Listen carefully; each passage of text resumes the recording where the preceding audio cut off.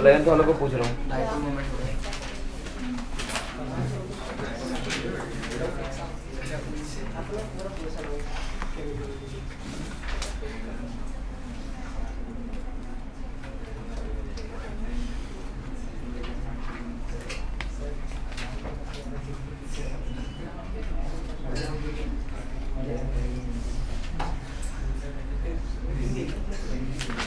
Not supposed to speak in Hindi. Rohit. Okay.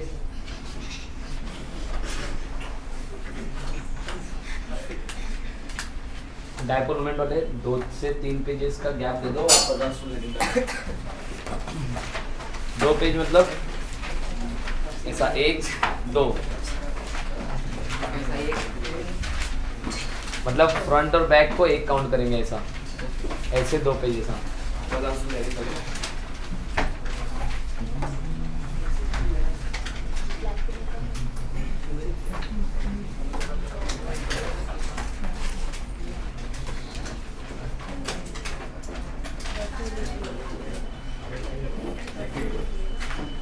Heading दिया फजान सुन uncle का नाम है हेडिंग दो और यहाँ पे नोट क्लोज करो यहाँ पे देखो कंसेप्ट समझते फिर बाद में लिखो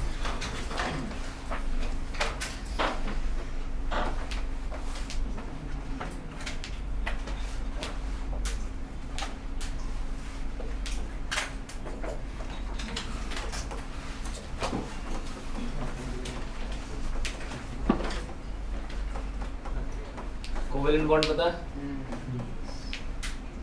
आयनिक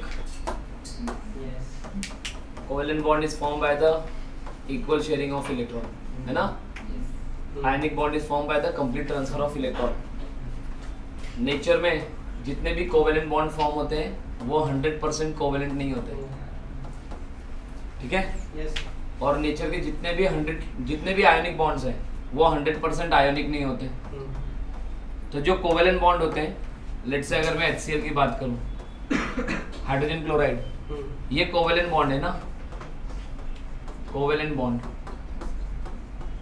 बट ये 100% कोवेलेंट नहीं है इसके अंदर कुछ पार्शियल आयोनिक कैरेक्टर डेवलप होता है सो कोवेलेंट बॉन्ड के अंदर आयोनिक कैरेक्टर जनरेट होता है और आयोनिक बॉन्ड के अंदर कोवेलेंट कैरेक्टर जनरेट होता है जो फजान्स रूल है वो ये एक्सप्लेन करता है कोवेलेंट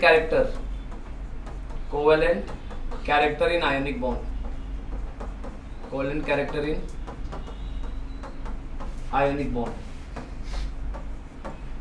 सो सिंपल सा डिस्कशन आयोनिक कंपाउंड्स का होगा ionic compound what are ionic compounds जिसमें आयोनिक बॉन्ड होता है व्हाट आर कोवेलेंट कंपाउंड जिसमें कोवेलेंट बॉन्ड होता है कोवेलेंट बॉन्ड 100% कोवेलेंट नहीं होगा आयोनिक बॉन्ड 100% आयोनिक नहीं होगा ठीक है सो जो भी आयोनिक बॉन्ड्स होंगे उसके अंदर कोवेलेंट कैरेक्टर जनरेट होगा तो फजान्स रूल क्या एक्सप्लेन करता है covalent character in ionic bond is explained bye फजान्स rule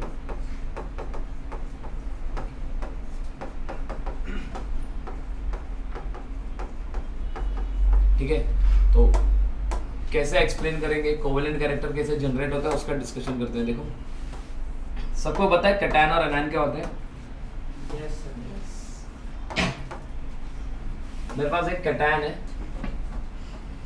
ठीक है पॉजिटिव और यहाँ पे एक एनायन है आपको ये रिप्रेजेंटेशन समझा कैटायन और एनायन का सेंटर का जो पॉजिटिव चार्ज है वो क्या रिप्रेजेंट कर रहा है न्यूक्लियस है ना, और कैटायन के ऊपर अगर मैं Na+ लिखूंगा, सोडियम के पास भी तो पॉजिटिव चार्ज है और प्लस उसका न्यूक्लियस भी पॉजिटिव है, सो ये कैटायन का रिप्रेजेंटेशन होता है और ये एनायन का रिप्रेजेंटेशन होता है। न्यूक्लियस तो दोनों का भी पॉजिटिव है, बट एनायन के पास कुछ एक्स्ट्रा इलेक्ट्रॉन्स होते हैं, इसलिए उसके ऊपर नेगेटिव चार्ज है, और कैटायन के पास प्रोटॉन ज्यादा होता है, इलेक्ट्रॉन कम होता है, इसलिए उसके ऊपर पॉजिटिव चार्ज है।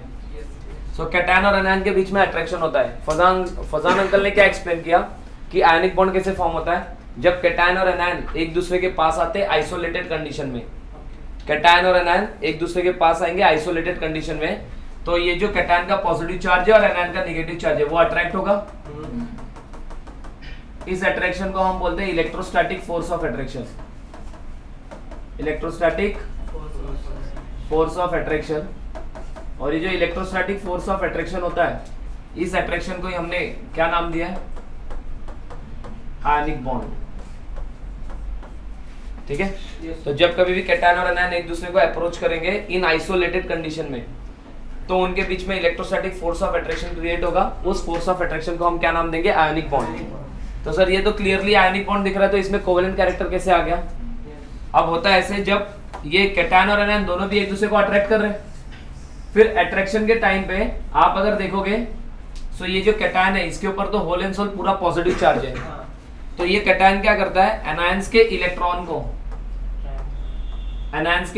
को अट्रैक्ट करता है साइमल्टेनियसली।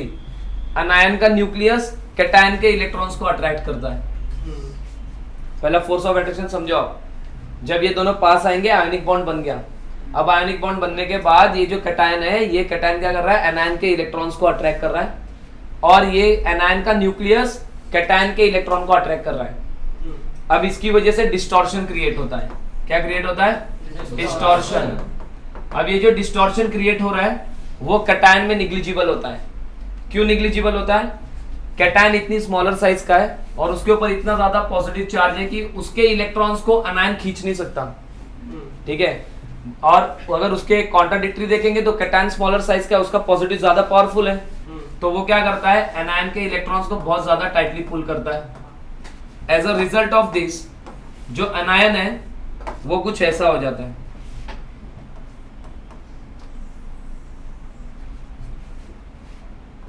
ये इलेक्ट्रॉन्स और ये इसका न्यूक्लियस, ठीक है, और ये कैटायन है आपका।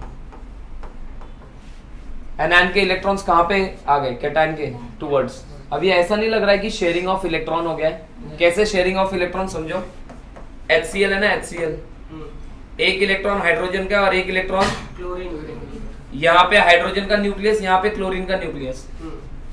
सो जो कोवेलेंट बॉन्ड होता है उसमें जो इलेक्ट्रॉन्स होते हैं वो दो न्यूक्लियस के बीच में होते हैं। जब कैटायन ने एनायन को अट्रैक्ट किया तो उसकी साइज में डिस्टॉर्शन आया, इलेक्ट्रॉन शिफ्ट हो गए।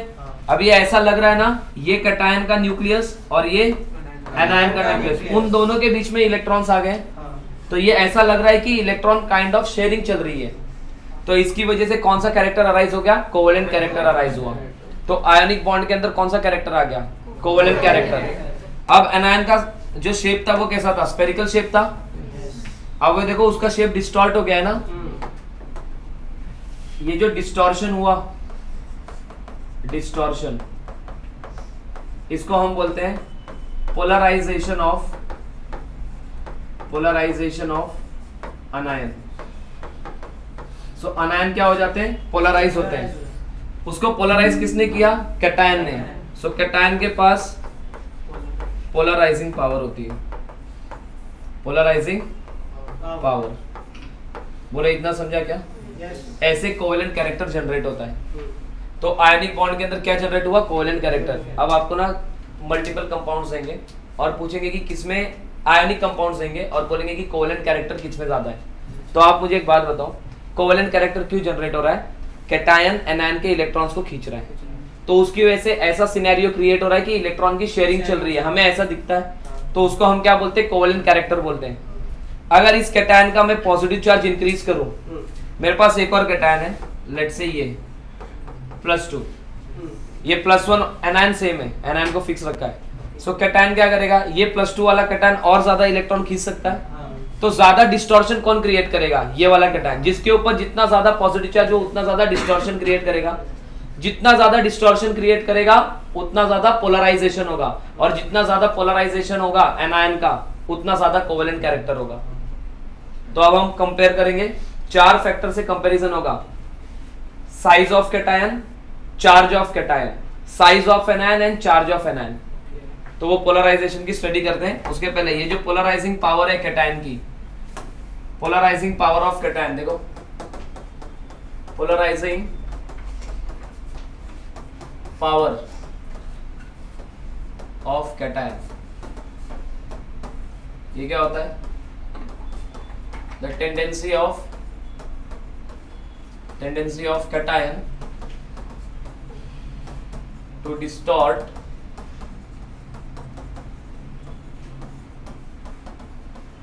anion.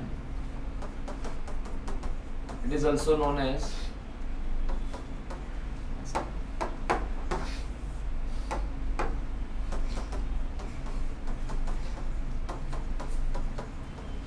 polarizing power or ionic potential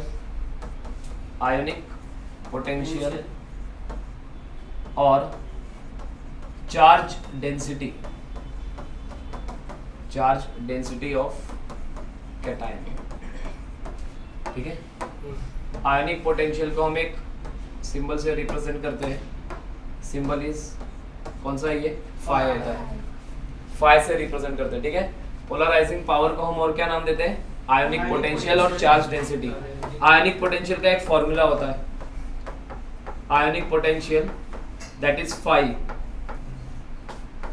is equal to charge on cation divided by size of cation। ठीक है,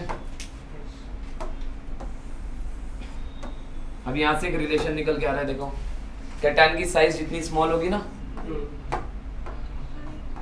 उसका आयनिक पोटेंशियल उतना ज्यादा होगा। समझ आ रहा है आपको? इसको मैं एक एग्जांपल से समझाता हूँ। देखो, मेरे पास लिथियम है, लिथियम ठीक है, लिथियम प्लस है, सोडियम भी प्लस है। ठीक है, दोनों के किसके पास पॉजिटिव चार्ज ज्यादा है और इक्वल है? पॉजिटिव चार्ज किसका ज्यादा है या फिर इक्वल है? लिथियम का पॉजिटिव चार्ज ज्यादा है, लेकिन सर ऑन पेपर तो इक्वल लग रहा है ना। चार्ज ज्यादा कैसे हुआ? लिथियम साइज में छोटा है और सोडियम साइज में बड़ा है। वो याद है, वो पिज्जा वाला एग्जांपल दिया था, वो ऑरिगेनो वो हम डालते पिज्जा के ऊपर। तो अगर आपने वो स्मॉल साइज रेगुलर साइज का पिज्जा ऑर्डर किया और लार्ज साइज का पिज्जा ऑर्डर किया, दोनों पे एक पैकेट ऑरिगेनो डाला है ना। तो जब छोटे साइज के पिज्जा में से आप एक स्लाइस निकालोगे तो वो ऑरिगेनो का टेस्ट ज्यादा आपको छोटे पिज्जा पे मिलेगा, उसकी सरफेस एरिया कम है ना। तो वो जो भी आपने वो उसके ऊपर ये ऑरिगेनो डाला हुआ है वो ज्यादा स्प्रेड नहीं होगा ना। अगर वो ज्यादा स्प्रेड नहीं होगा तो वहां पे वो ज्यादा इफेक्टिव होगा, और लार्ज साइज का पिज्जा होगा तो उस पे वो ज्यादा स्प्रेड हो जाएगा, तो छोटा वाला पिज्जा खाने में ज्यादा मजा आएगा। ठीक है, तो अब यहाँ पे आयनिक पोटेंशियल कैसे चेक करते हैं? देखो, लिथियम के लिए मैं आयनिक पोटेंशियल निकाल रहा हूँ। चार्ज कितना है? लेट्स से इसकी साइज है 20 पिकोमीटर और इसकी साइज है 50 पिकोमीटर। तो लिथियम का आयनिक पोटेंशियल कैसे निकलेगा? चार्ज कितना है? +1, साइज कितना है? 20, यहाँ पे 5, चार्ज कितना है? +1, आयनिक पोटेंशियल कितना है? 50। कौन सी वैल्यू बहुत ज्यादा बड़ी आएगी? 1/20 इज बिगर देन 1/50, राइट? तो आयनिक पोटेंशियल, साइज जितनी ज्यादा कम होगी आयनिक पोटेंशियल उतना ज्यादा होगा, या फिर चार्ज जितना ज्यादा होगा आयनिक पोटेंशियल उतना ज्यादा होगा। तो ऐसे ही हम चेक करेंगे कोवेलेंट कैरेक्टर। कैटायन की साइज छोटी होगी, ज्यादा कोवेलेंट कैरेक्टर। कैटायन का चार्ज ज्यादा होगा तो भी कोवेलेंट कैरेक्टर ज्यादा होगा। कंपेयर कर लो बस, इसके एप्लीकेशन ज्यादा इंपॉर्टेंट है। ये समझ आएगा सबको? इसमें किसी को डाउट है क्या? ये मैंने क्या बोला, इलेक्ट्रॉन अट्रैक्शन क्या होता है, ये समझा ना? तो ये इसको पोलराइजेशन बोलते हैं। देखो, मैं कंपेयर कर रहा हूं। सबसे पहला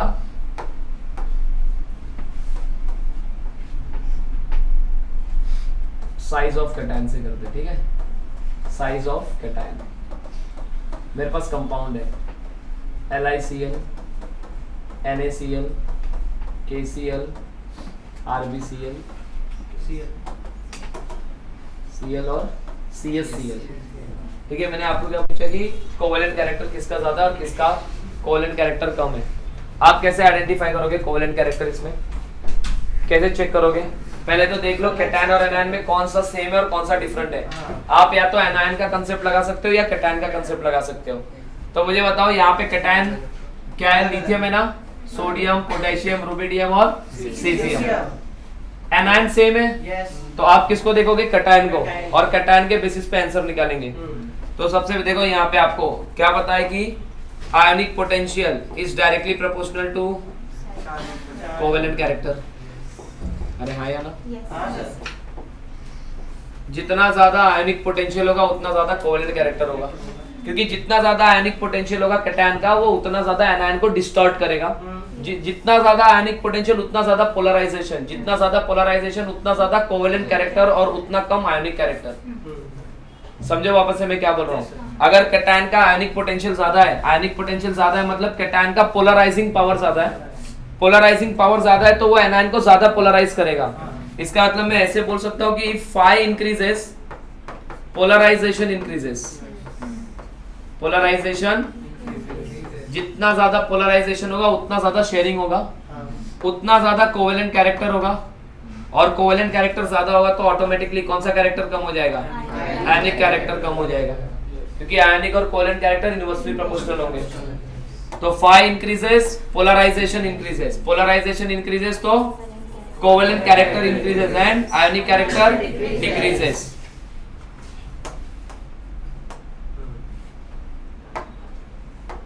तो यहाँ पे कंपेयर करते हैं, देखो फाई इंक्रीजेस। अच्छा, पोलराइजेशन किसका होता है? कैटायन का कि एनायन का? एनायन का। और पोलराइज करता कौन है? कैटायन। कोवेलेंट कैरेक्टर इंक्रीजेस तो आयनिक कैरेक्टर क्या होगा? डिक्रीजेस। इजी है ना? देखो मैं कैसे कंपेयर कर रहा हूँ। मैंने देखा यहाँ पे चार्ज, हर एक कैटायन के ऊपर चार्ज सेम है, तो चार्ज के हिसाब से तो मैं कुछ निकाल नहीं सकता। मुझे आयनिक पोटेंशियल फाइंड आउट करना है, आयनिक पोटेंशियल फाइंड आउट हो गया तो आंसर मिल जाएगा। तो मैं चार्ज के बेसिस पे तो कुछ नहीं कर सकता क्योंकि चार्ज सेम है। तो अब मैं साइज देखूंगा। तो क्या आपको पता है top to bottom, lithium to caesium size increases, और अगर साइज इंक्रीज होगा तो आयनिक पोटेंशियल क्या हो जाएगा? डिक्रीज। मैं ये इसलिए बोल रहा हूँ क्योंकि सब कैटायन का चार्ज सेम है, तो साइज अगर डिक्रीज होगी तो आयनिक पोटेंशियल, सॉरी साइज इंक्रीज होगी तो आयनिक पोटेंशियल क्या हो जाएगा? डिक्रीज। तो सबसे बिगर इन साइज कौन है? ये है ना, caesium. Bigger in size, less phi, ionic potential कम है, और आयनिक पोटेंशियल कम है तो ये पोलराइजेशन भी कम करेगा, और पोलराइजेशन कम करेगा तो कोवेलेंट कैरेक्टर भी कम होगा, तो आयनिक कैरेक्टर ज्यादा होगा। तो फिर मैं यहाँ पे लिख रहा हूँ कोवेलेंट कैरेक्टर का ऑर्डर। सो कोवेलेंट कैरेक्टर सबसे ज्यादा किसके पास होगा भाई? लिथियम के पास।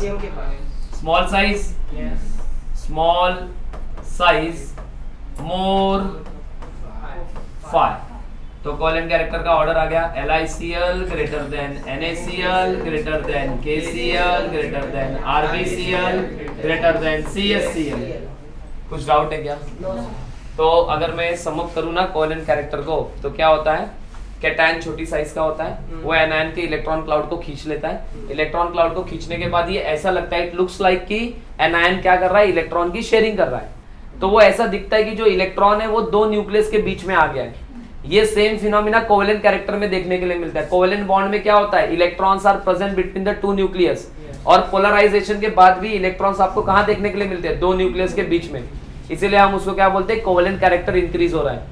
तो कैटायन जितना ज्यादा पावरफुल होगा, कैटायन का चार्ज जितना ज्यादा होगा और साइज जितनी कम होगी, उसका आयनिक पोटेंशियल उतना ज्यादा होगा, तो वहां पे कोवेलेंट कैरेक्टर भी बहुत ज्यादा मिलेगा। ये पहला क्या हो गया? साइज ऑफ कैटायन हो गया। अब हम चलते हैं चार्ज ऑफ कैटायन की तरफ। सेकंड फैक्टर देखो,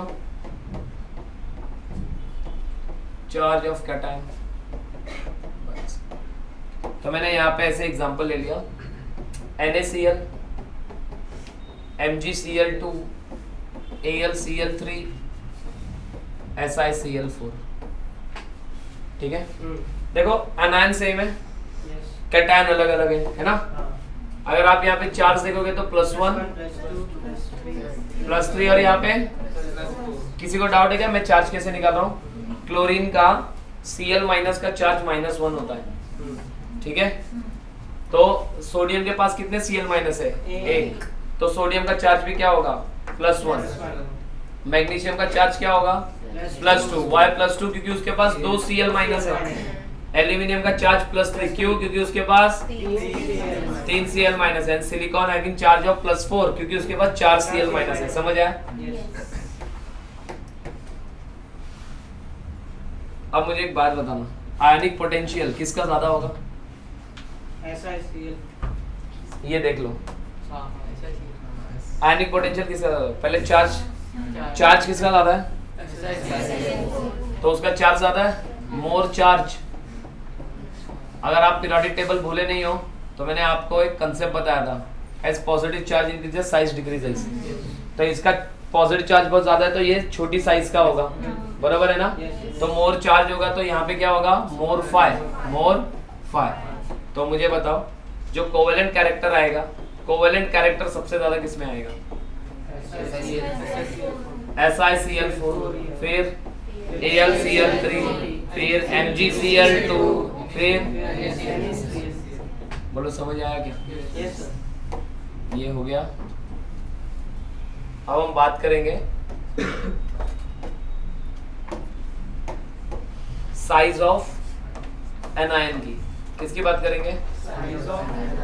साइज ऑफ एनायन। तो मेरे पास लेट्स से LiF है, LiCl है, LiBr है, Li है, ठीक है? अब मुझे बताओ, कैटायन सेम है ना? कैटायन सेम है तो आप किसको देखोगे? एनायन को।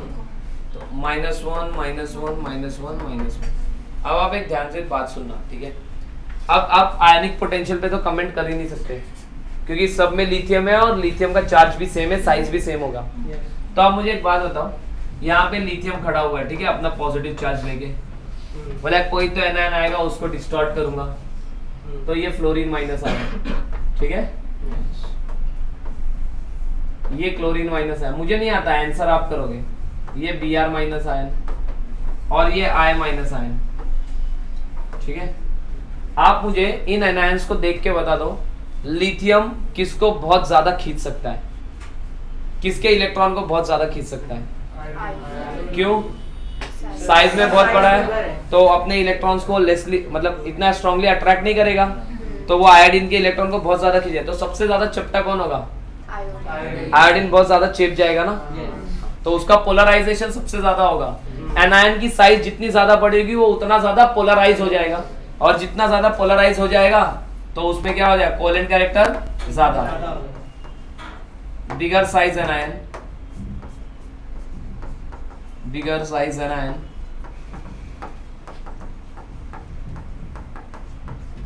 मोर पोलराइजेशन, तो कोवेलेंट कैरेक्टर की बात करूं, CC लिख दो कोवेलेंट कैरेक्टर को। LiF में सबसे कम होगा, LiCl में, LiBr, और सबसे ज्यादा किसमें होगा? Li। बोलो, कर लोगे क्या ऐसे क्वेश्चंस? ठीक है,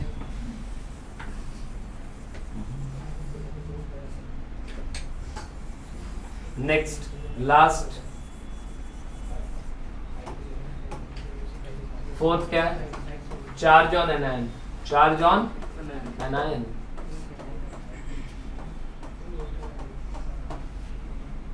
मैंने ये ले लिया, देखो LiF ले लिया, ठीक है? फिर मैंने ले लिया MgO, और मैंने ले लिया, ऐसे करते हैं, LiF, Li2O, और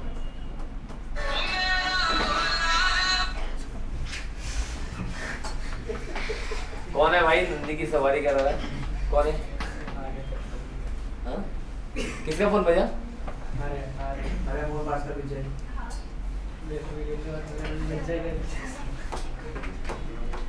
इधर सुनो, LiF, Li2 और Li3N, इसमें कैटायन अभी भी कॉमन है ना? कैटायन कॉमन है, लिथियम लिथियम लिथियम, नंबर मत देखो, कैटायन कॉमन है ना? तीनों भी कंपाउंड्स में क्या है, लिथियम है। एनायन क्या है, F minus, F minus. Oxygen का चार्ज क्या है, और लिथियम नाइट्राइड का चार्ज कितना है, -3। देखो जो अल्कली मेटल्स होते हैं they always carry A charge of +1, उनका चार्ज हमेशा ही कितना होता है, +1।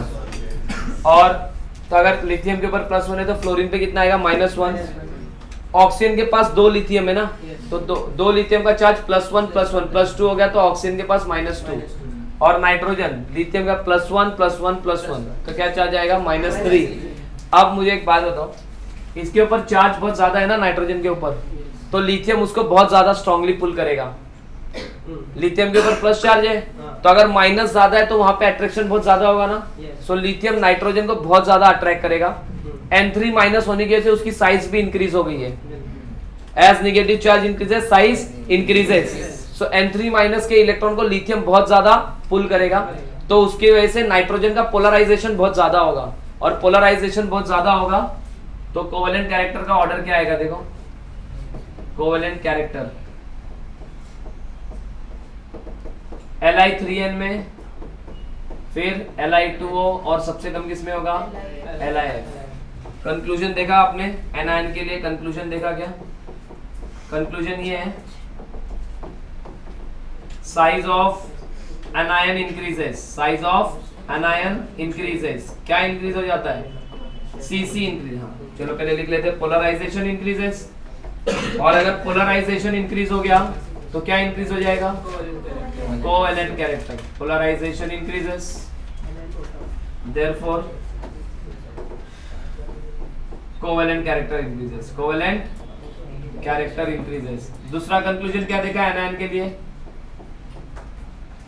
Charge on anion increases,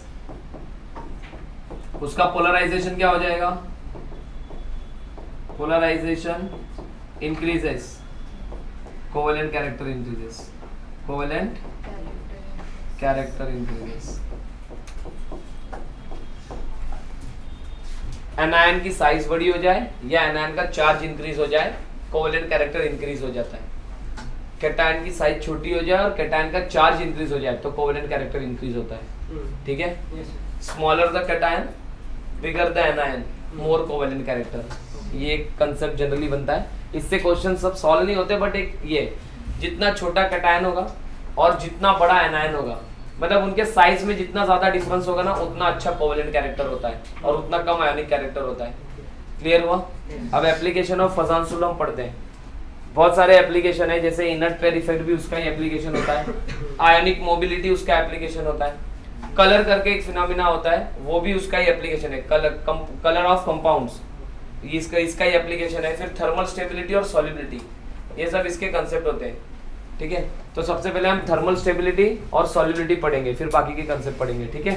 sir हाँ इधर पे एक कंसेप्ट और लगा सकते हैं कि लाइक जैसे फ्लोरीन का इलेक्ट्रोनेगेटिविटी ज्यादा है तो उससे वो उतना इलेक्ट्रॉन शेयर नहीं कर पाएगा लिथियम, तो ज्यादा अच्छे से खींचेगा। और नहीं ऐसा नहीं है, हाँ तो वो वही कंसेप्ट हो गया ना, फ्लोरीन छोटी साइज का है, फ्लोरीन छोटी साइज का है, ज्यादा इलेक्ट्रोनेगेटिव है तो लिथियम खींच नहीं पा रहा है, तो वही कंसेप्ट लगा ना। लिथियम फ्लोरीन से इलेक्ट्रॉन खींचना पॉसिबल नहीं है ना, फ्लोरीन बहुत छोटी साइज का है, तो फ्लोरीन भी तो अपने इलेक्ट्रॉन को टाइटली पुल करके रखेगा, तो लिथियम खींचेगा ही कैसे उससे, तो वो किससे खींच सकता है, नाइट्रोजन से। अगर आप साइज भी कंपेयर कर लो F माइनस O2 माइनस और N3 माइनस का, तो नाइट्रोजन के पास 7 प्रोटॉन है और 10 इलेक्ट्रॉन है, तो रिपल्शन की वजह से नाइट्रोजन बहुत बड़ा हो गया ना, और बहुत बड़ा हो गया तो पोलराइज बहुत इजीली हो जाएगा, समझा।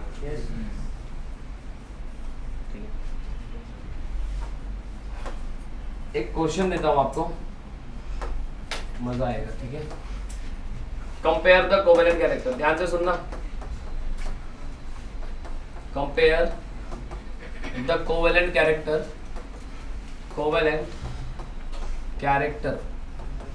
Of NaCl and CuCl। यहाँ पे मैं आपको एक कंडीशन बता दे रहा हूं, अगर मैं साइज की बात करूं ना,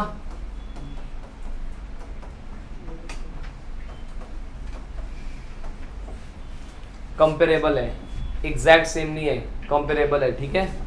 कंपेरेबल का मतलब समझते हो क्या? क्या? ऑलमोस्ट ऑलमोस्ट सेम नहीं। अभी जैसे मैं बताता हूँ, अभी मान लो आपने जेई एडवांस दे दिया, ठीक है, अभी रैंक 1 से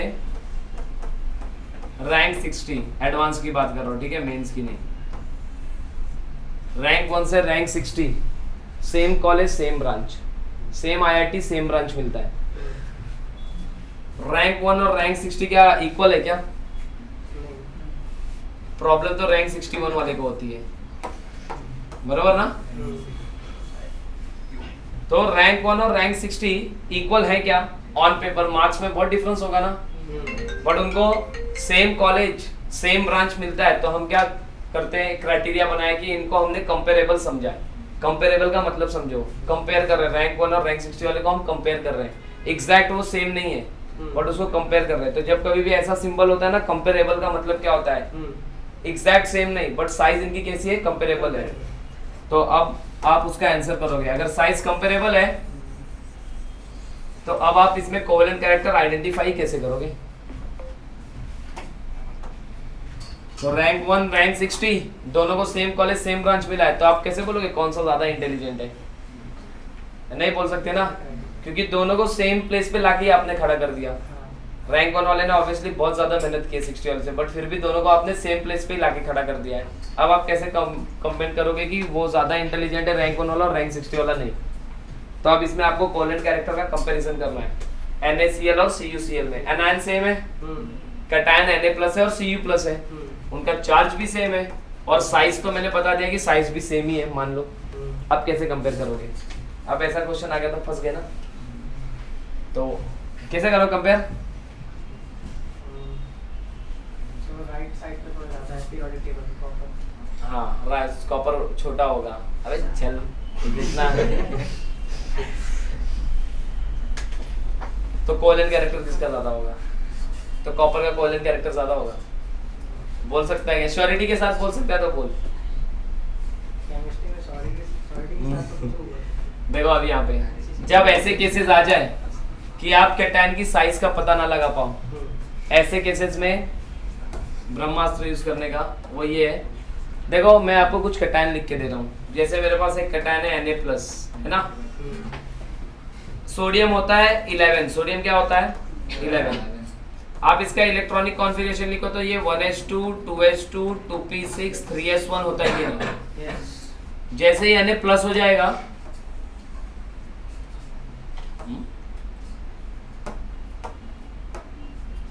क्या उसका कॉन्फ़िगरेशन NH2 NP6 हो गया कि नहीं? N stands for period number. Potassium होगा तो इधर 3 आ जाएगा, आगे के एलिमेंट्स आएंगे तो 4 5 6 7 तक चलेंगे। तो अगर इलेक्ट्रॉनिक किसी भी कैटायन का इलेक्ट्रॉनिक कॉन्फ़िगरेशन NH2 NP6 आ रहा है, आप कंपेयर कर लो, इनर्ट गैसेस का भी कॉन्फ़िगरेशन यही होता है, like neon 1s2 2s2 2p6। अगर मैं हीलियम को साइड में निकाल दूं तो जितनी भी इनर्ट गैसेस है उनका ऑक्टेट कंप्लीट होता है कि नहीं? और उनका देखो ना, मैं सेम इलेक्ट्रॉनिक कॉन्फ़िगरेशन लिख रहा हूँ नियॉन का, neon having atomic number 10 1s2 2s2 2p6, same है कि नहीं है? इनर्ट गैसेस के लिए भी कॉन्फ़िगरेशन क्या बनता है NH2 NP6। तो इसको बोलते हैं नोबल गैस इलेक्ट्रॉनिक कॉन्फ़िगरेशन। क्या बोलते हैं? Noble gas electronic configuration. ठीक है। अब एक जैसे मैंने कॉपर प्लस लिया, ठीक है ना, कॉपर है ना उधर, मैंने लिया कॉपर प्लस, थोड़ा सिस्टमैटिक लिखते हैं, आपको रीजन लिखना होगा ना।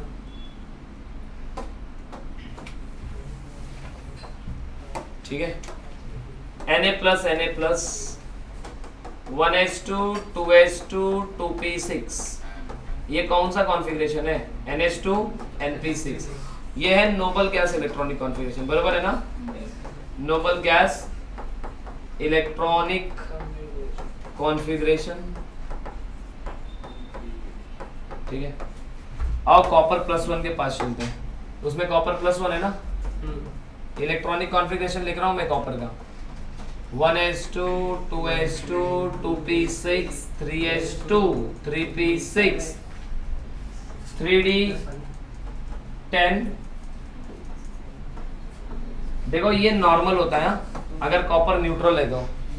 अब आप बोलना सर 4s1 आप पहले लिखते थे, हाँ ठीक है, इलेक्ट्रॉन पहले 4s में जाएगा, ये रिप्रेजेंटेशन कर रहे हैं, सब सेम नंबर वाले एक साथ दिख रहे हैं हम, तो 4s1। अगर कॉपर +1 हो गया तो आउटर मोस्ट शेल तो 4s1 है ना, तो इलेक्ट्रॉन किधर से गायब होगा, गायब हो गया।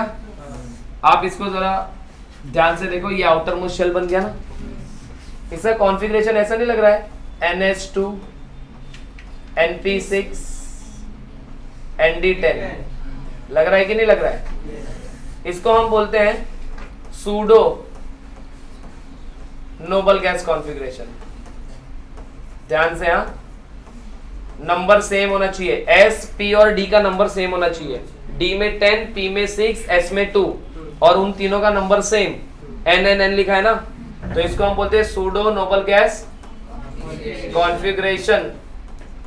ठीक है, अब अगर इन दोनों को छोड़ दिया जाए, NH2 NP6 और NH2 NP6 और ND10 को अगर मैं छोड़ दूं, तो बचे हुए सारे configuration non inert gas configuration आएंगे।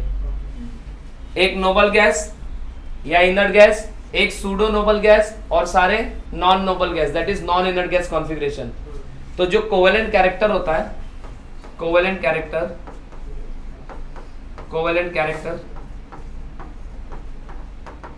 वो नॉन इनर्ट गैस कॉन्फ़िगरेशन का, नॉन इनर्ट गैस कॉन्फ़िगरेशन का ज्यादा होता है, किससे, सूडो नोबल गैस कॉन्फ़िगरेशन। तो लास्ट में क्या बचा, सबसे कम किसका होता है, noble gas configuration, noble gas configuration. बोलो याद रहेगा ये। तो इसका सबसे कम होगा, उसका ज्यादा होगा, और कोई नॉन इनर्ट वाला आ गया तो उसका और ज्यादा होगा।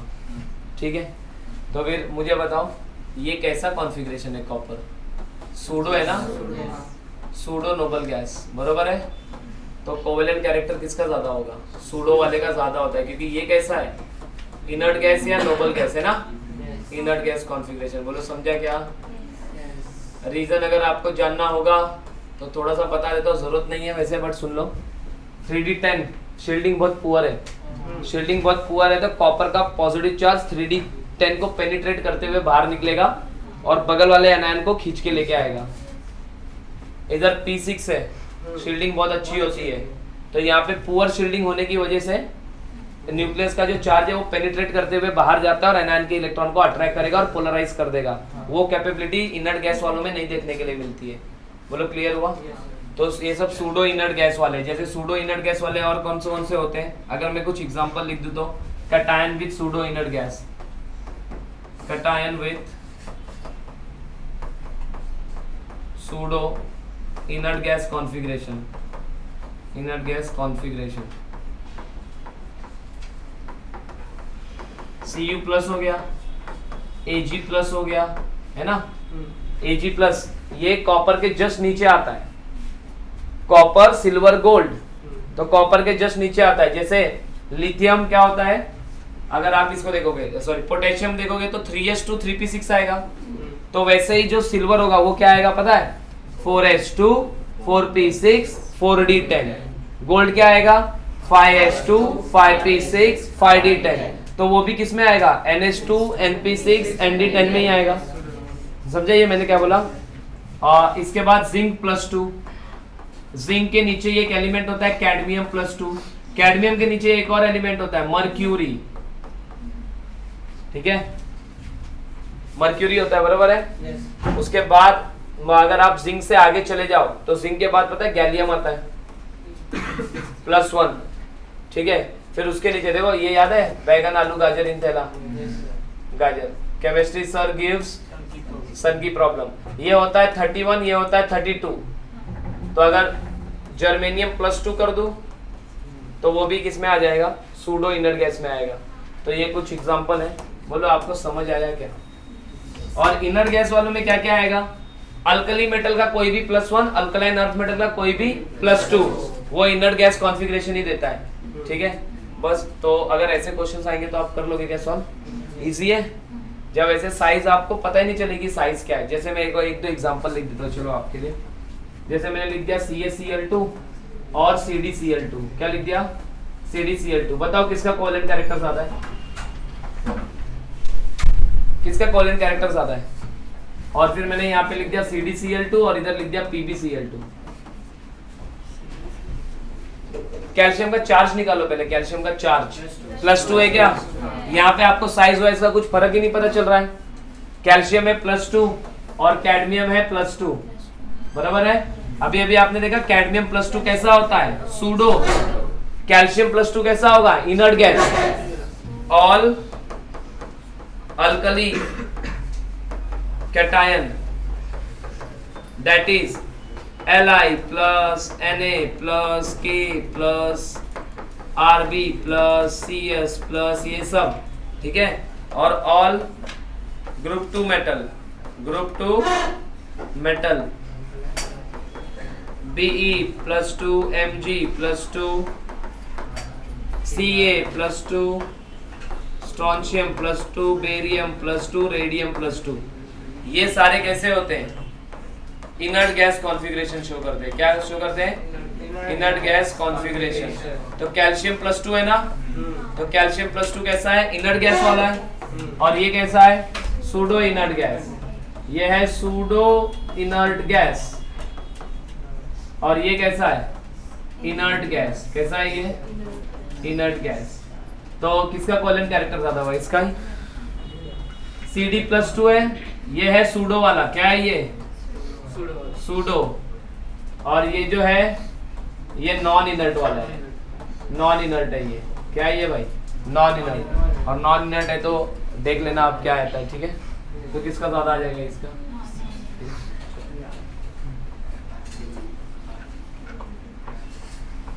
कर लोगे क्या? एक मिनट रुको। Pb+2 है ना, केमिस्ट्री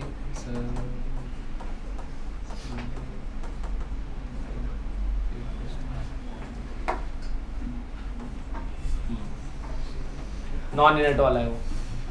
बोला नहीं कार्बन फैमिली में +2, उधर तक आते आते एफ ब्लॉक आ चुका है, समझा? 6 पीरियड का ना एफ ब्लॉक आ चुका है। चलो क्लियर हो गया इतना?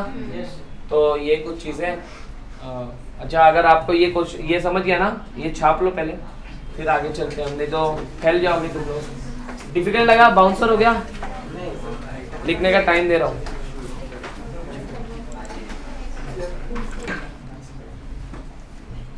एप्लीकेशंस ऑफ फजानसूल देखने जा रहे हैं। फर्स्ट एप्लीकेशन है thermal stability. Thermal stability. Thermal का मतलब होता है हीट। अब लेट्स से मेरे पास दो कंपाउंड है, एक ये कंपाउंड है और एक ये कंपाउंड है, ठीक है। ये ब्लू वाला और ये ब्लैक वाला। जब मैं टेम्परेचर 200 करता हूँ, ये कंपाउंड 200 पे ब्रेक होता है, 200 डिग्री सेल्सियस पे, और ये कंपाउंड 100 डिग्री पे ब्रेक होता है। तो थर्मली कौन ज्यादा हीट बेयर कर रहा है? तो ये हाई टेम्परेचर पे ये ब्रेक हो रहा है ना, तो ये थर्मली मोर स्टेबल है as compare to blue one. तो थर्मल स्टेबिलिटी का मतलब समझा कि जो कंपाउंड ज्यादा से ज्यादा टेम्परेचर एब्जॉर्ब करेगा फिर ब्रेक होगा, वो थर्मली ज्यादा स्टेबल है। जो कम टेम्परेचर पे ही ब्रेक हो गया वो क्या होगा? लेस थर्मल स्टेबल होगा, ठीक है ना। तो देखो ये कैसे हम ये इसको अंडरस्टैंड कैसे करते हैं। मैं ना मेटल कार्बोनेट ले रहा हूँ। क्या ले रहा हूँ? Metal carbonate. Metal carbonate. Let's say मेरे पास मेटल है M+2। क्या मेटल है? M+2। और यहाँ पे कार्बोनेट आयन है।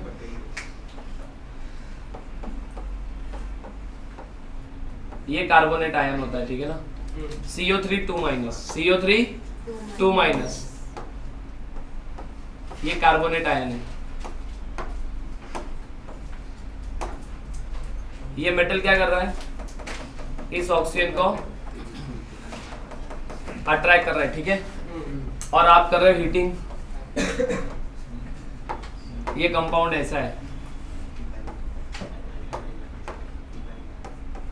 MCO3, उसको आपने हीट कर दिया। आफ्टर हीटिंग वो कन्वर्ट हो गया CO2 और MO में। ऑक्सीजन मेटल के साथ चला गया और CO2 गैस रिलीज हो गई।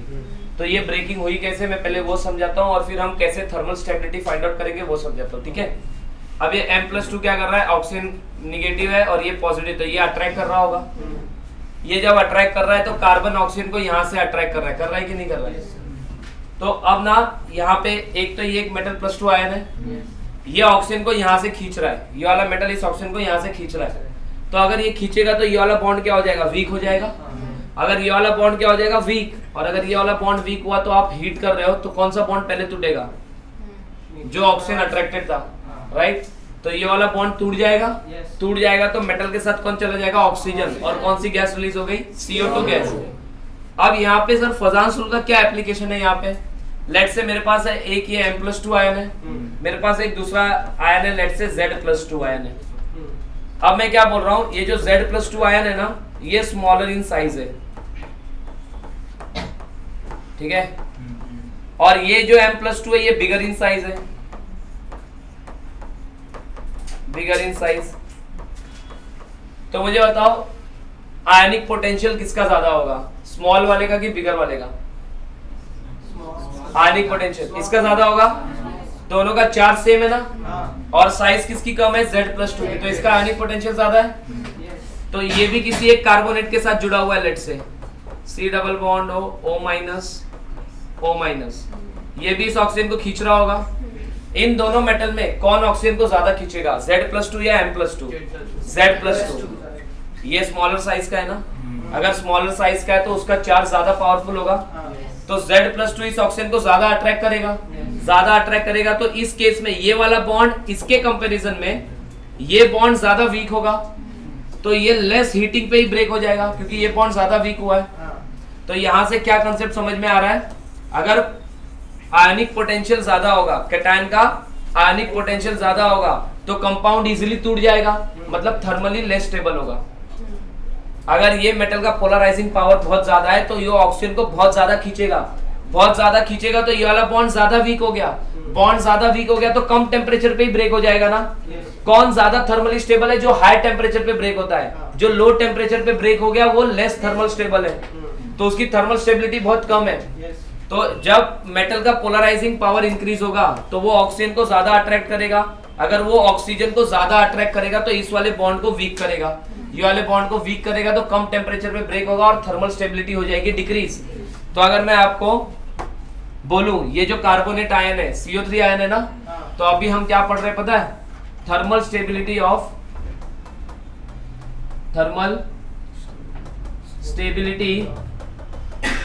Of ionic compound containing polyatomic anion।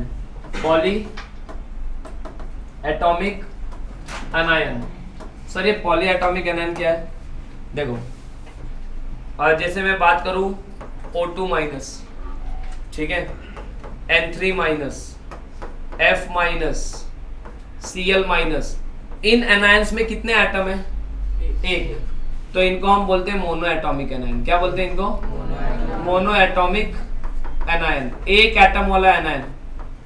मेरे पास है O2-, O2-, OH-। इन एनायंस में कितने एटम्स हैं, दो, तो इनको हम क्या बोलेंगे, डाई एटॉमिक एनायन। क्या बोलेंगे, डाई एटॉमिक। अगर दो से ज्यादा एटम है, लाइक CO3-2-, देखो यहाँ पे मैं लिख रहा हूं कुछ anions, CO3-2-, NO3-, HCO3-, SO4-2-, ये सब कैसे एनायन है, पॉलीएटॉमिक एनायन। समझ आया, पॉली मतलब बहुत सारे होते हैं, दो एटम से ज्यादा होंगे ना तो पॉली में आएगा, ठीक है, HCO3-। अगर दो एटम से ज्यादा होगा तो पॉलीएटॉमिक में आएगा, दो होगा तो डायएटॉमिक, और सिंगल होंगे तो मोनोएटॉमिक एनायन। तो अभी हम थर्मल स्टेबिलिटी किसकी देख रहे हैं, जिसमें कैसे एनायन प्रेजेंट है, पॉलीएटॉमिक एनायन। तो आपने देखा अगर मेटल का आयनिक पोटेंशियल ज्यादा होगा तो कंपाउंड लेस टेम्परेचर पे ही ब्रेक हो जाएगा। तो मुझे एक बात बताना, lithium, sodium, potassium, rubidium, caesium, बेटा मांगे कार, स्कूटर, बाप राजी, बरोबर है। +1 +1 +1 +1 +1 +1 नहीं +2 +2 +2 +2 +2, ठीक है। अगर मैं टॉप टू बॉटम मूव करूं इन दोनों में भी, ठीक है, तो साइज क्या होती है? डिक्रीजेस। तो फाई क्या होगा? अच्छा इंक्रीज होती है, मेरे को लगा कि डिक्रीज होती है। साइज क्या होती है? इंक्रीजेस। तो फाई क्या होगा बताओ मुझे? डिक्रीज होगा कि नहीं होगा? और अगर फाई डिक्रीज होगा तो लिथियम है और सोडियम है, लिथियम है और कौन ऑक्सीजन को ज्यादा खींचेगा? लिथियम। तो जो ऑक्सीजन को ज्यादा खींचेगा वो बॉन्ड ज्यादा वीक करेगा, मतलब लिथियम के साथ जो एनायन होगा उसकी थर्मल स्टेबिलिटी कम होगी और सोडियम के साथ जो एनायन होगा उसकी थर्मल स्टेबिलिटी क्या होगी? ज्यादा होगी। तो फिर पॉली एटॉमिक एनायन में मैं ऐसे बोल दूं, top to bottom thermal stability increases. Key point आ गया, थर्मल स्टेबिलिटी क्या होगी? इंक्रीजेस। तो थर्मल स्टेबिलिटी समझ आ गया? क्लियर है? मैं ऐसे बोलूं, देखो thermal stability of polyatomic anion, thermal stability of polyatomic anion is inversely proportional to phi. Phi जितना ज्यादा होगा वो उतना ऑक्सीजन को खींचेगा, बॉन्ड उतना वीक करेगा, तो कम टेम्परेचर पे ब्रेक हो जाएगा। समझ आया? तो अगर आयनिक पोटेंशियल इंक्रीज होगा तो थर्मल स्टेबिलिटी क्या होगी? डिक्रीज। तो आप यहाँ पे देखो top to bottom ionic potential decrease होता है तो थर्मल स्टेबिलिटी क्या हो गई? इंक्रीज। क्लियर हुआ? तो मैं बहुत सारे एनायंस लिख रहा हूँ, आप मुझे बताना किसमें थर्मल स्टेबिलिटी कैसे काम करती है।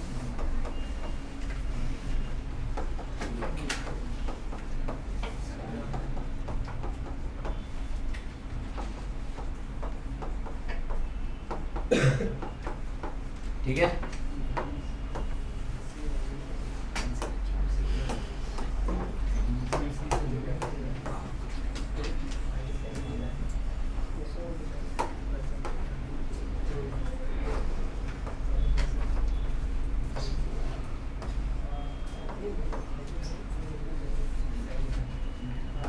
ए क्या बात कर रहे हो तुम लोग, इधर देखो।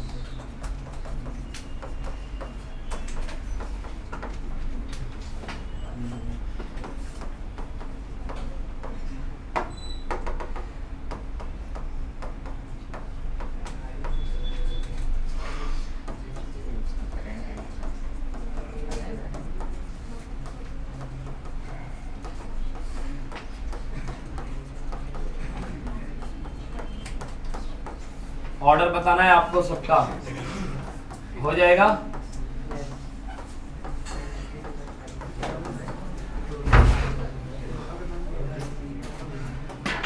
LiNO3, NaNO3, KNO3,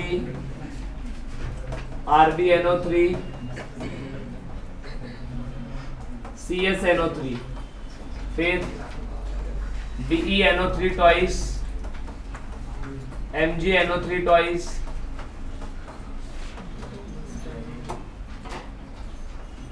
CaNO3 twice, SrNO3 twice,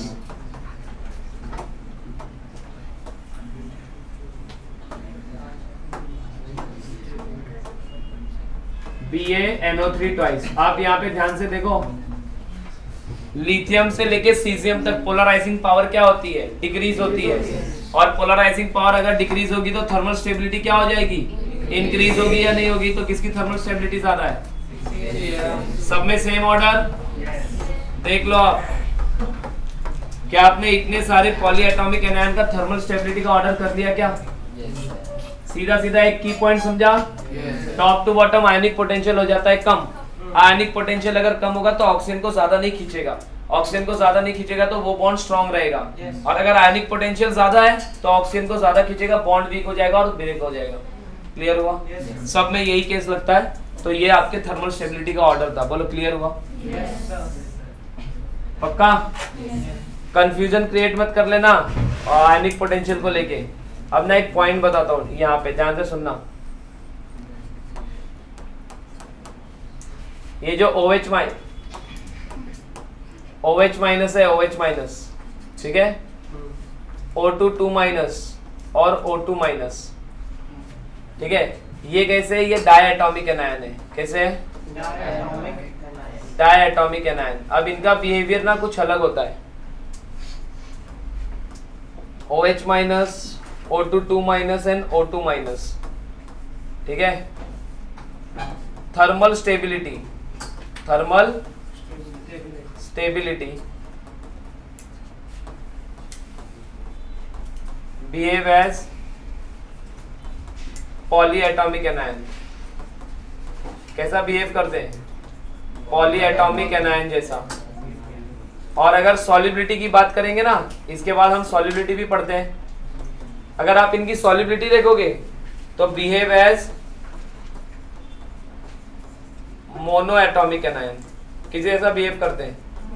monoatomic anion जैसा। ये जो डायटोमिक एनायन है, ये 3 डायटोमिक एनायन ही आपको एग्जाम में पूछते हैं। थर्मल स्टेबिलिटी में इनका बिहेवियर कैसा होता है? पॉलीएटॉमिक जैसा। और सॉल्युबिलिटी में उनका बिहेवियर कैसा होता है? मोनोएटॉमिक जैसा। तो अगर मैंने आपको ये क्वेश्चन पूछा, LiOH, NaOH, KOH, RbOH, CSOH,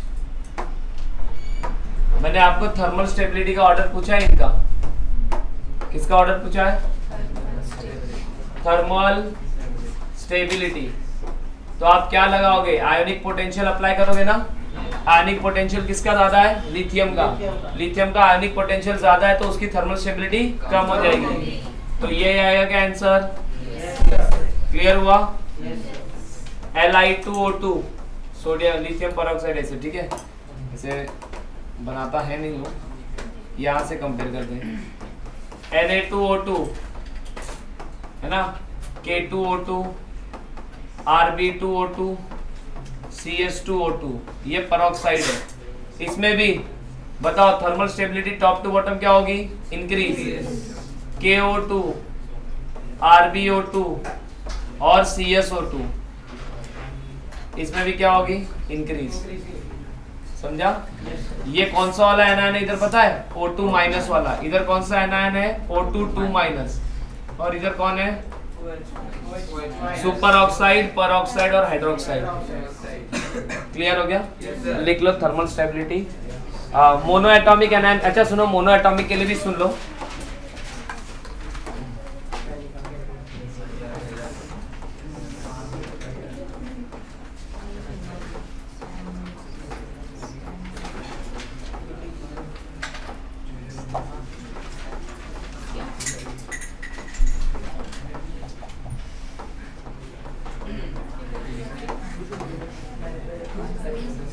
इधर सुनो, थर्मल स्टेबिलिटी ऑफ मोनोएटॉमिक जो एनायन होता है ना, वो डिपेंड करता है लैटिस एनर्जी के ऊपर। ठीक है, समझाऊंगा क्या होता है lattice energy. Thermal stability of monoatomic anion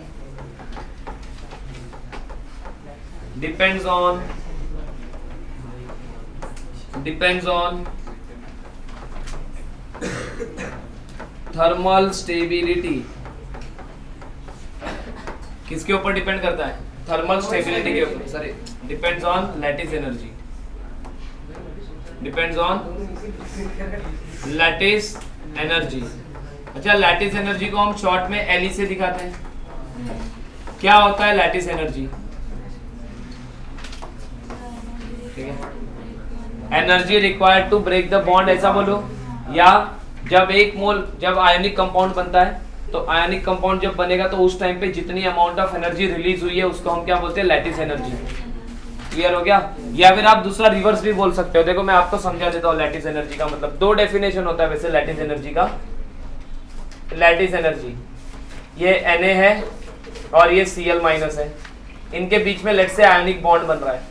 तो जब भी बॉन्ड बनता है ना, अट्रैक्शन होता है, तो अट्रैक्शन से एनर्जी रिलीज होती है, एनर्जी रिलीजेस। कहीं पे भी अट्रैक्शन होगा तो एनर्जी रिलीज होगी, और अगर एनर्जी रिलीज हो गई तो जब Na और Cl अट्रैक्ट होंगे तो उनकी एनर्जी रिलीज होगी, और एनर्जी रिलीज होगी तो एनर्जी डिक्रीज होगी, and due to decrease in energy stability क्या हो जाती है, इंक्रीजेस। तो जब Na और Cl अट्रैक्ट हो रहे हैं तो एनर्जी रिलीज हो रही है।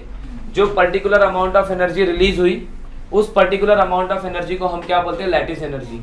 Amount of energy released during formation of ionic bond, amount of energy released during the formation of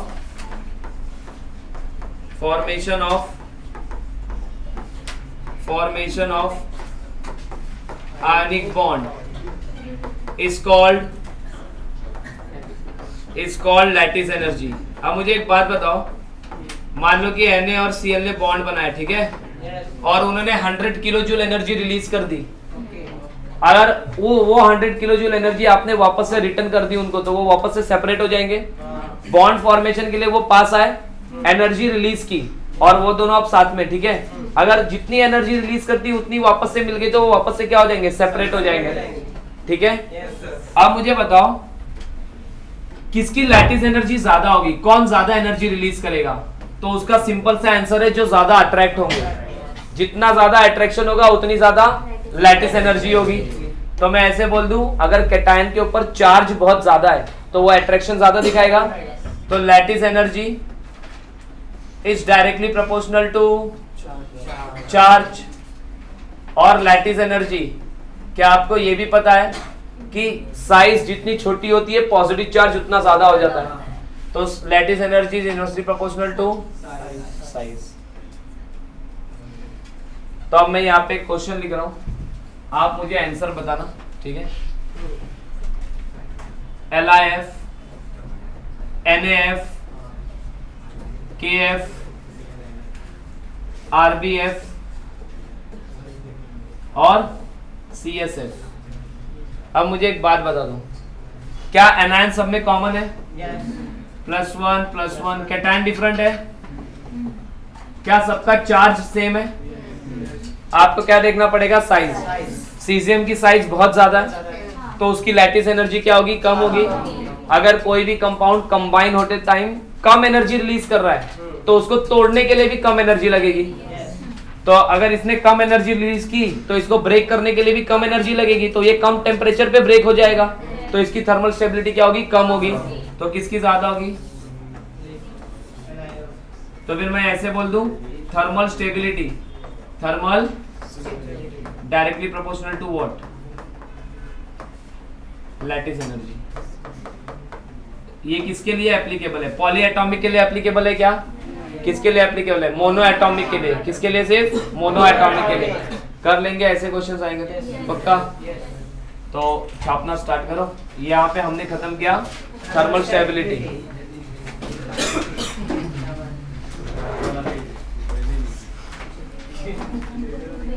कहाँ से लिखना है?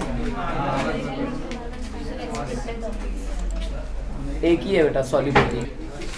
देखो ये वाले क्वेश्चंस, ये मोनो एटॉमिक एनायन है कि पॉली एटॉमिक है या डाई एटॉमिक है? Cl minus Cl minus Cl minus Cl minus Cl minus mono atomic है। तो thermal stability of mono atomic anion depends on lattice energy. सबसे ज्यादा लैटिस एनर्जी किसकी होगी? LiCl की। तो थर्मल स्टेबिलिटी का ऑर्डर क्या आएगा?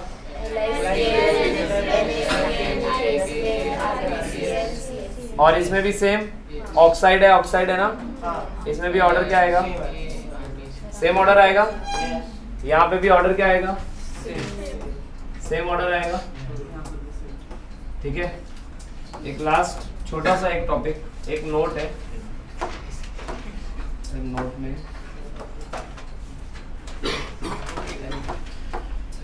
देखो, ये लिथियम कार्बोनेट है ना, Li2CO3 है ना। इसको अगर आप हीट करोगे ना तो ये ब्रेक होता है Li2O और CO2 में। इसको बोलते हैं लिथियम ऑक्साइड, लिथियम ऑक्साइड। और ये कार्बन डाइऑक्साइड है। अगर आप किसी भी कंपाउंड को हीट कर रहे हो और वो ब्रेक हो गया तो उसको बोलते हैं थर्मल डिकम्पोजिशन। क्या बोलते हैं? Thermal decomposition.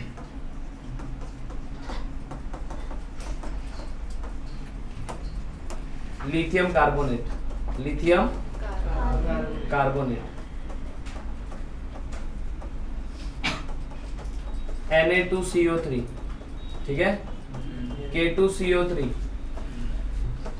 Rb2CO3 and CS2CO3. They do not decompose.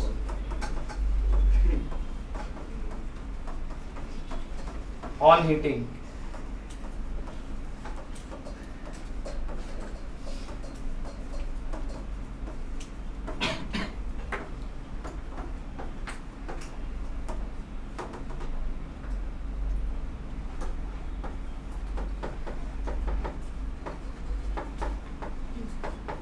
Exam में पूछते हैं, मोस्ट इंपॉर्टेंट टॉपिक, ठीक है। देखो sodium carbonate, potassium rubidium, caesium carbonate, इनको आप थर्मली डीकम्पोज करोगे ना तो ये ब्रेक नहीं होंगे, ये मेल्ट हो जाते हैं। ये मेल्ट होंगे, लेकिन मेल्ट होने में और ब्रेक होने में फर्क होता है। ब्रेक, ये ब्रेक हो गया, दो कंपाउंड, एक से दो कंपाउंड बन गए, ये सॉलिड स्टेट से किस में आ जाएंगे? लिक्विड स्टेट में आ जाएंगे, ठीक है। एक और छोटा सा पॉइंट है, क्यों होगा ये पता है क्या? कोई रीजन बताएगा क्यों ये ब्रेक नहीं होते और मेल्ट हो जाते हैं? ये ब्रेक क्यों हो रहा है? लिथियम का आयनिक पोटेंशियल बहुत ज्यादा है, तो ये वाला कंसेप्ट देखो, लिथियम का आयनिक पोटेंशियल बहुत ज्यादा है, तो वो ऑक्सीजन को बहुत ज्यादा टाइटली खींचेगा, तो ये बॉन्ड बहुत वीक हो जाएगा। वीक हो गया तो इजीली ब्रेक हो जाएगा। But sodium, potassium, rubidium, caesium, उनका आयनिक पोटेंशियल उतना ज्यादा, तो वो इस बॉन्ड को उतना ज्यादा वीक नहीं कर पाते हैं, तो ये बॉन्ड टूटने के पहले वो क्या हो जाते हैं? मेल्ट हो जाते हैं, ठीक है। सेकेंड, एक लास्ट पॉइंट है, बाइकार्बोनेट्स की बात करता हूं मैं। LiHCO3 है ना, NaHCO3, KHHCO3, RbHCO3 और CSHCO3। जो ये होते हैं ना, ये सॉलिड होते हैं, ये क्या होते हैं? बट जो लिथियम बाइकार्बोनेट है वो सॉल्यूशन फॉर्म में होता है। लिथियम बाइकार्बोनेट कौन से फॉर्म में होता है? सॉल्यूशन फॉर्म में होता है। ये या मॉल्टेन स्टेट बोल सकते हो। तो ये सॉलिड होते हैं बट वो सॉल्यूशन फॉर्म में होता है। ये भी एग्जाम में पूछते हैं, which of the following bicarbonate exist in solution form? तो लिथियम बाइकार्बोनेट। बाकी के बाइकार्बोनेट कैसे होते हैं? सॉलिड। अल्कली मेटल का कौन सा ऐसा कार्बोनेट है जो थर्मली डीकम्पोज होकर ऑक्साइड और कार्बन डाइऑक्साइड बनाता है? Lithium carbonate only. Carbonates of other alkali metal do not decomposes on heating, rather they क्या हो जाता है? मेल्ट हाई टेम्परेचर, ठीक है। ये यहाँ पे खत्म होता है थर्मल स्टेबिलिटी, ठीक है। फजांस रूल का एक एप्लीकेशन खत्म, ये लिख लो। यही पॉइंट्स बाकी है ना, हो जाएंगे ना। ये क्वेश्चन इजी है, लैटिस एनर्जी समझ गया ना क्या होता है? चलो।